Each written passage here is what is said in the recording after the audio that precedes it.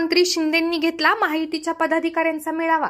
समृद्धी महामार्गामुळे शेतकऱ्यांना नागपूर ते मुंबई सारख्या मेट्रो बाजारपेठा मिळणार। मुख्यमंत्री शिंदे। शेतकऱ्यांना 1 रुपयात विमा पॉलिसी देणारे महाराष्ट्र हे देशातील पहिले राज्य आहे।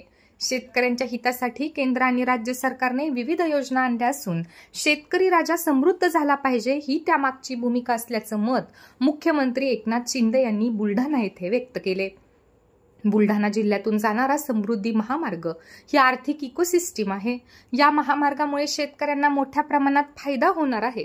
शेतकऱ्यांना मुंबई नागपूर सारख्या मेट्रो बाजारपेठा मिळणार असल्याचेही त्यांनी सांगितलं।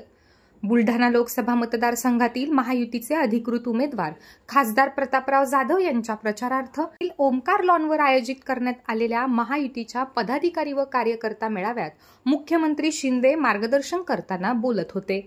यावेळी व्यासपीठावर महायुतीचे उमेदवार प्रतापराव जाधव, पाणी पुरवठा मंत्री गुलाबराव पाटील, आमदार संजय शिरसाट, माजी मंत्री डॉक्टर राजेंद्र शिंगणे, डॉक्टर संजय कुटे, संजय रायमुलकर, आकाश फुंडकर, संजय गायकवाड, श्वेताताई महाले उपस्थित होते।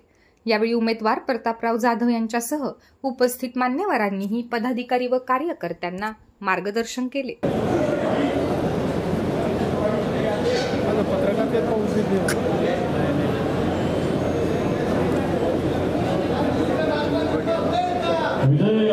यांच्याकडून आदरणीय एकनाथजी शिंदे साहेब यांचा या ठिकाणी सत्कार होणार आहे। बाळासाहेब गिरे यांचा या ठिकाणी सत्कार करायचा आहे।